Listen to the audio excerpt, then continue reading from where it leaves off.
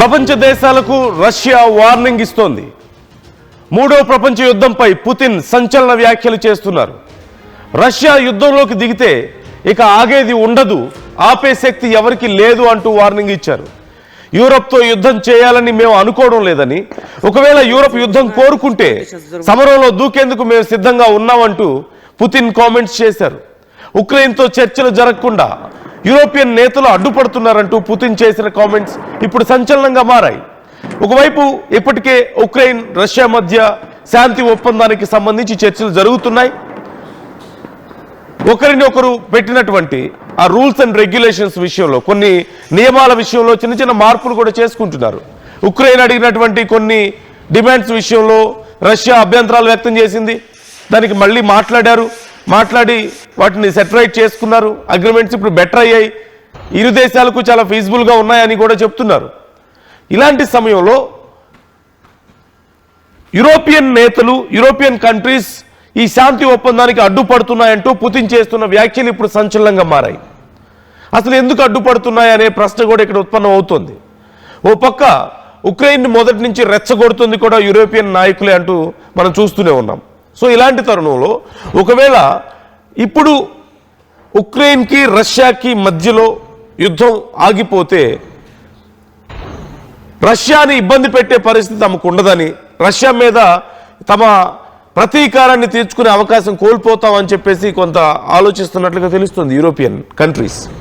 So దీనివల్లనే Ukraine ముందుకు రాకుండా అడ్డుకుంటున్నాయని, ఇది గమనించినటువంటి పుతిన్ మీరు అనవసరంగా మా విషయాల్లో వేలు పెడుతున్నారు, జాగ్రత్తగా ఉండండి అంటూ హెచ్చరికలు జారీ చేశారు. ఒకవేళ యూరోపియన్ కంట్రీస్ యుద్ధాన్నే కోరుకుంటే మేము యుద్ధం చేయడానికి సిద్ధంగా ఉన్నామని చెప్తున్నారు.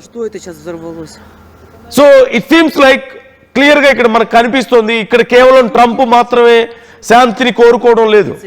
Even Putin wants peace. Putin కూడా పీస్నే కోరుకుంటున్నారు. కానీ కొంతమంది రెచ్చగొట్టే ప్రయత్నం, ఓ పక్క ఉక్రెయిన్ ఎలాగైతే ఓ పక్క నాటో ఆశ చూపించడం కానీ, లేదంటే నాటోలో జాయిన్ అవుదాం అనుకున్న సమయంలో వారిని కొంత రెచ్చగొట్టడం కానీ, రష్యాతో యుద్ధం జరుగుతున్న సమయంలో ఆయుధాలు ఇవ్వడం దగ్గర నుంచి మొదలు పెడితే అన్ని రకాలుగా ఈ యుద్ధాన్ని పెంచే విధంగా చాలా యూరోపియన్ కంట్రీస్ శక్తి సామర్థ్యాలను వడ్డి మరి, అంటే వాళ్ళ శక్తి వంచన లేకుండా కృషి చేశారు అనేది గతంలో మనం చూసాం. ఇప్పుడు మరొకసారి ఈ శాంతి ఒప్పందానికి అడ్డుపడుతున్నట్లుగా తెలుస్తోంది. ఒకవేళ ఈ శాంతి ఒప్పందానికి అడ్డుపడితే ఇది ఇలాగే కొనసాగితే రష్యా మీద మరింత ఒత్తిడిని పెంచొచ్చనే ఆలోచనలో ఉన్నట్లుగా కనిపిస్తున్నాయి. బట్ ట్రంప్ వార్నింగ్, మరోపక్క పుతిన్ వార్నింగ్ చూస్తే అలా అనిపించడం లేదు. అండ్ ట్రంప్ ఖచ్చితంగా ఈ విషయంలో ఇన్వాల్వ్ అయ్యే అవకాశం ఉందా? ఇది ఒక పెద్ద ప్రశ్న. యూరోపియన్ కంట్రీస్ ఒకవేళ నిజంగా రష్యాకి ఉక్రెయిన్కి మధ్య జరుగుతున్నటువంటి ఈ ఒప్పందంలో, ఈ శాంతి ఒప్పందంలో ఖచ్చితంగా ఇది ఒక చారిత్రాత్మక ఒప్పందం అవుతుంది. ఒకానొక సమయంలో అసలు ఈ యుద్ధం ఎంతవరకు దారి తీస్తుందో, ఉక్రెయిన్ ఏమైపోతుందో నిజంగా రష్యా కనుక ఈ యుద్ధంలోకి పూర్తి స్థాయిలో దిగితే అనే భయం అందరిలోనూ ఉంది. మరోపక్క అమెరికా నుంచి ఆయుధాలు అందడం, యూరోపియన్ కంట్రీస్ సపోర్ట్ రావడంతో ఇక ఇది ప్రపంచ యుద్ధానికి ఏమైనా దారి తీస్తుందా? జస్ట్ ఇమాజిన్ పుతిన్ వ్యాఖ్యల్లో మీరు ఒక్కసారి చూడొచ్చు. యూరోపియన్ కంట్రీస్ అన్ని ఒకవైపు, పుతిన్ ఒకవైపు, రష్యా ఒకవైపు ఉంటే అది ఎంత భయంకరంగా ఉండబోతుందో పరిస్థితి మీరు అర్థం చేసుకోవచ్చు. And is very serious about the situation. ఒకసారి పుతిన్ ఏమంటున్నారు చూద్దాం. I've said that 100 times. We have no plans of fighting against Europe. But if Europe wants to fight and they start this fight, then we are ready right now. There is no doubt about this. But the only question is, if Europe starts the war, unleashes this war, because that's not Ukraine. With Ukraine, we use some surgical means. We are trying to be really careful. Because you understand why. This is not a war in the direct sense of the word. And Europe, all of a sudden, wants to start a war. And if it does start a war, then very rapidly there might be a situation where we have no one to negotiate with. మరోవైపు ఇప్పటికీ ఓ పక్క శాంతి చర్చలు జరుపుతున్నప్పటికీ కూడా Ukraine Russia మధ్య ఈ దాడులు కొనసాగుతూనే ఉన్నాయి, ఒకరి మీద ఒకరు అడపదడప దాడులు చేసుకుంటూనే ఉన్నారు. అండ్ పుతిన్ చాలా సీరియస్గా చెప్తున్నారు, we don't want war, in fact we are not ready to involve in war, but ఒకవేళ యుద్ధమే వస్తే ఇక వెనక్కి తగ్గేది లేదు అని చెప్తున్నారు. And he is warning all the European countries almost, ఎందుకంటే యూరోపియన్ కంట్రీస్ అన్ని పుతిన్ విషయంలో చాలా కారణాల వల్ల చాలా సీరియస్గా ఉండడం మనం చూస్తూనే ఉన్నాం. అండ్ అఫ్కోర్స్ ఈ వారు ఇంత పెద్దది అవ్వడానికి కానీ లేకపోతే సిచ్యువేషన్ ఇంత సీరియస్ అవ్వడానికి కొంత ప్రొవోక్ చేశారు వాళ్ళు కూడా అంటూ మనం చూస్తూనే ఉన్నాం. చాలా సందర్భాల్లో యూరోపియన్ కంట్రీస్ వ్యవహార శైలి మీద పుతిన్ కూడా రెస్పాండ్ అయ్యారు. Now he is directly warning them, మీకు యుద్ధం కావాలంటే యుద్ధం చేయడానికి నేను సిద్ధంగా ఉన్నాను అని. అదే జరిగితే ఇక ఊహించలేనంత భయంకరమైనటువంటి యుద్ధం మొదలవుతుంది ఖచ్చితంగా. Let's hope it's not going to happen.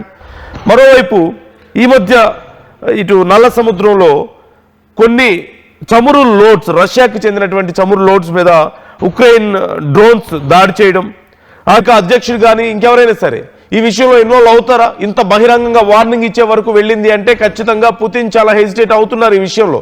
European countries involvement అనేది పుతిన్ని చాలా ఇరిటేట్ చేస్తుంది అనేది కనిపిస్తోంది. సో ఈ విషయంలో ఇప్పుడు అమెరికా ఇన్వాల్వ్ అవుతుందా? అమెరికా చెప్పగలుగుతుందా యూరోపియన్ కంట్రీస్కి జస్ట్ కీప్ క్వైట్, మీరు ఇన్వాల్వ్ అవ్వద్దు అని? లేకపోతే ఇక్కడ ఏమైనా డబుల్ స్టాండర్డ్స్ నడుస్తున్నాయా అనే చర్చ కూడా నడుస్తుంది. సో రకరకాల అభిప్రాయాలు ఈ విషయంలో వినపడుతున్నాయి. ఒకవేళ పుతిన్ అనుకున్నట్లుగా, పుతిన్ వార్నింగ్ ఇచ్చినట్లుగా ఒకవేళ యుద్ధమే వస్తే it's going to be a third world war ఖచ్చితంగా. ఎందుకంటే యూరోపియన్ కంట్రీస్ అన్ని ఒక పక్కనుంటే, మరో పక్క రష్యా ఒక పక్కనుంటే ఏం జరగబోతుంది అనేది మీరు ఒక్కసారి ఊహించుకోండి, ఎంత భయంకరంగా ఉంటుంది పరిస్థితి అనేది. And he's fed up with European countries. Involve అవ్వద్దని చెప్తున్నా సరే వాళ్ళు ఇన్వాల్వ్ అవుతూ ఉండడం, మరోపక్క ఉక్రెయిన్ రెచ్చగొడుతూ ఉండడం, ఉక్రెయిన్కు ఆయుధాలు ఇస్తూ ఉండడం, నాటో ఆశ చూపిస్తూ ఉక్రెయిన్ని మరింత రెచ్చగొట్టడం, ఒకదానికొకటి they are irritating them. I'm not trying to give a supportive talk ఇక్కడ పుతిన్కి అనుకూలంగా. కాకపోతే పుతిన్ ఈ స్థాయిలో బహిరంగంగా అన్ని దేశాలని ఆయన బహిరంగ హెచ్చరించే స్థాయి వరకు వచ్చిందంటే ఎంత ఇరిటేట్ చేస్తున్నారనేది కూడా చూడొచ్చు, అంటే వాళ్ళ అంతర్గత విషయాల్లోకి. So it's time for Trump to involve once again. ఈ విషయాల్లో మాట్లాడాల్సిన అవసరం ఉంది. యూరోపియన్ కంట్రీస్ని కొంచెం స్లో చేయాల్సిన అవసరం ఖచ్చితంగా ట్రంప్కి ఇక్కడ కనిపిస్తోంది. ఇంత భయంకరమైనటువంటి యుద్ధం తర్వాత ఇప్పుడిప్పుడే పరిస్థితులు సర్దుమణుగుతున్నాయి. ఒకప్పుడుతో పోల్చుకుంటే యుద్ధం సీరియస్నెస్ తగ్గింది. ఇప్పుడు అడపాదడప ఒకరి మీద ఒకరు దాడులు చేసుకుంటున్న మాట వాస్తవమే, కానీ ఇప్పుడు అంత భయంకరమైన యుద్ధం జరగడం లేదు. సో ఇలాంటి సమయంలో మళ్ళీ ఏదైనా చిన్న కారణం వల్ల ట్రిగ్గర్ అయినా సరే సమస్య పెద్దదవుతుంది. కాబట్టి ట్రంప్ ఈ విషయంలో జాగ్రత్తగా ఉండాలి. He's trying his best. ఈ మధ్యకాలంలో కొంచెం పరిస్థితులు సర్దుమణుగుతున్నాయి రష్యా ఉక్రెయిన్ మధ్యలో. మరోపక్క మనం చూసాం ఇజ్రాయెల్ హమాస్ మధ్యలో కూడా కొంతవరకు సిచ్యువేషన్ కంట్రోల్లోకి వచ్చింది. Somehow Trump got few points ఈ వార్స్ విషయంలో. So now he should be more careful. ఇరువైపుల నుంచే కాకుండా థర్డ్ పార్టీని కూడా ఇక్కడ కంట్రోల్ చేయాల్సిన అవసరం ఉంది. So what's your opinion about this? మీ అభిప్రాయం ఎలా ఉంది? ఎందుకు యూరోపియన్ కంట్రీస్కి ఇష్టం ఉండడం లేదు ఈ రెండు దేశాల మధ్య పీస్ రావడం? ఇంటెన్షనల్గా ఎందుకు డిస్టర్బ్ చేసే ప్రయత్నం చేస్తున్నారు? నిజంగానే పుతిన్ ఒకవేళ పూర్తిగా వ్యతిరేకిస్తే యూరోపియన్ కంట్రీస్తో యుద్ధం చేయాల్సి వస్తే పరిస్థితి ఎలా ఉంటుంది?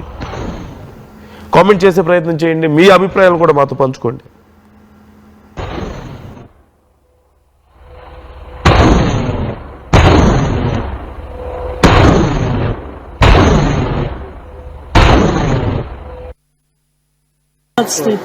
Смотри, что творится, я не знаю даже, что это сейчас взорвалось. Это, наверное, диалект. А это вон этот, понял. Еще один летит. Смотри, что творится, я не знаю даже, что это сейчас взорвалось. Это, наверное, диалект. А это вон этот, понял. Еще один летит. Смотри, что творится, я не знаю даже, что это сейчас взорвалось. Это, наверное,